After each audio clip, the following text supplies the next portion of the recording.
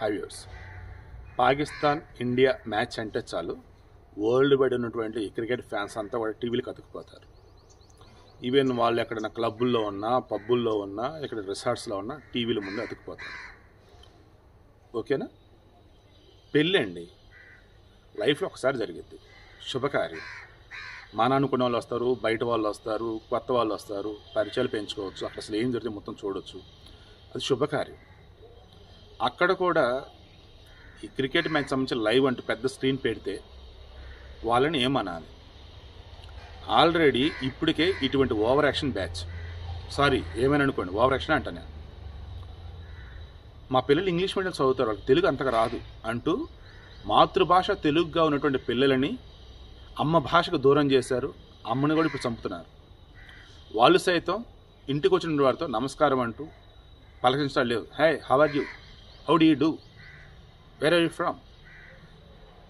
ఎందుకులే కానీ దరిద్రాలు ఇంగ్లీష్తో చంపేస్తారు, తెలుగుని చంపుతూనే ఉన్నారు. ఎవరు అంటే కొంతమంది అజ్ఞానంలో ఉన్నటువంటి ధనవంతులు, కొంతమంది, అందరు కాదు, అందరు ధనవంతులు కాదు, మిడిమిడి జ్ఞానం అనుకోవచ్చు. లేదన్నప్పుడు ఫ్యాషన్ పేరుతో గుడ్డ పిరకలు కట్టుకొని, ఫ్రీడమ్ పేరుతో మొగుడిని నానా రాచి రంపాలు పెడుతూ, ఫ్రీడమ్ పేరుతో అర్ధరాత్రులు అపరాత్రులను తేడా లేకుండా బయట తిరుగుతూ, ఇంకా ఇంట్లో ఉన్నటువంటి పిల్లల్ని బాధ్యతలను పక్కన పెట్టేసి తిరుగుతుండే ఆడవాళ్ళైనా మగవాళ్ళైనా ఎవరైనా సరే. ఎవరు వీళ్ళంతా అంటే చెప్పాం కదా, అజ్ఞానంతో, మిడిమిడి జ్ఞానంతో మిడిసిపడే అబోవ్ మిడిల్ క్లాస్ కావచ్చు, యావరేజ్గా ఉన్నటువంటి ధనవంతులు కావచ్చు, రకరకాల వాళ్ళు కావచ్చు. సమ్ టైమ్స్ రీసెంట్ టైమ్స్లో చూస్తున్నా, అనగూడదు కానీ భార్యని మమ్మీ అంటాడు, వాళ్ళ కొడుకు ఆమెను మమ్మీ అంటాడు.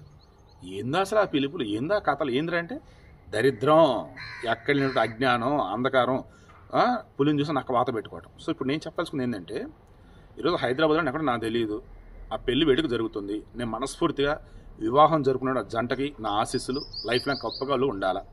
కానీ ఆ ఫంక్షన్లో ఎక్కడైతే ఈ పెద్ద ఎల్ఈడి స్క్రీన్ లాంటిది పెట్టి దాని మీద జరుగుతున్న ఇండియా పాకిస్తాన్ మ్యాచ్ టెలికాస్ట్ చేశారో ఒక్కసారి వాళ్ళు ఆలోచించుకోవాలి. మీరు అక్కడ పెట్టింది శుభకార్యమా లేదా ఇంకా వేరే కార్యమా? మీరు ఆలోచించుకోండి. మీరు అసలు ఏం చెప్పదలుచుకున్నారు?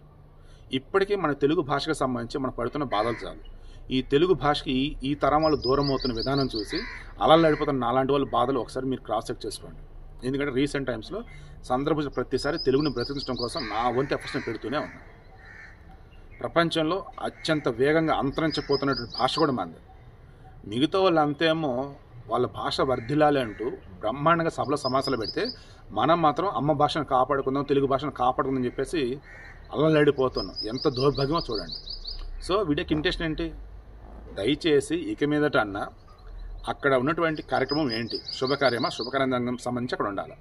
అంతే తప్ప శుభకార్యాన్ని కూడా ఇవి అంటారు ఇది విలాసం అన్నట్టు, లేదన్నప్పుడు ఎంటర్టైన్మెంట్ అన్నట్టు, అండ్ ఖచ్చితంగా లైవ్ చూడాల్సింది వాళ్ళు అన్నట్టుగా మనం ఆ మాత్రం బిల్డప్ ఇవ్వకపోతే ఎట్లా అన్నట్టు చేయకండి. మొన్న మధ్య చూసా ఎలక్షన్ కౌంటింగ్ లైవ్లు ఇచ్చారు పెళ్లి ఫంక్షన్స్లో కూడా. ఏమంతిదిరా నాయన, అంతగా అయితే ఆ కాసేపు ఉంటాడు, వెళ్ళిపోతాడు, చూడాల్సిన చోట చూసుకుంటాడు. అంతేగాని ఎలా అన్న, ఇది కరెక్ట్ కాదు. ఒకవేళ మీరు అనొచ్చు, సార్ పెళ్ళి వచ్చేసి బ్రహ్మాండం జరిగింది సార్, భోజనాలు సార్, అండ్ ఆ పెళ్లి కొడుకు పెళ్లి కూతురు ఫోటోలు దిగుతున్నారు సార్ వచ్చిన వాళ్ళు అంతేను, దెన్ అంతా తినేసి ఖాళీగా వచ్చున్నారు కదా, దెన్ బయటికి ఎండలో ఎందుకని చెప్పి అసలు పెట్టున్నారు సార్ అని మీరు అనవచ్చు. ఇది కొంతవరకు బెటరే, కానీ ఇది కూడా కరెక్ట్ కాదే నాకు అనిపిస్తూ ఉంది. బట్ నేను మరలా చెప్తున్నాను, తెలుగుని ఎలాగైతే చంపారో మన సంస్కృతి సాంప్రదాయాలు, పద్ధతులని, అలవాట్లని వీటిని కూడా చంపకండి. ఎందుకంటే పులిని చూస్తే నక్క వాత పెట్టుకున్నట్లు ఇంక రెడీ అవుతారు. ఇంకా బిలో మిడిల్ క్లాసు పేదలు మొత్తం ఇదే దారిలోకి వస్తారు. ఒక పక్క పెళ్లి జరుగుతూనే ఉండేది, ఇంకో పక్క వచ్చేసి పెద్ద పెద్ద స్క్రీన్ల మీద ఆ మ్యాచ్లు, ఈ మ్యాచ్లు, ఆ లైవ్లు, ఈ లైవ్లు.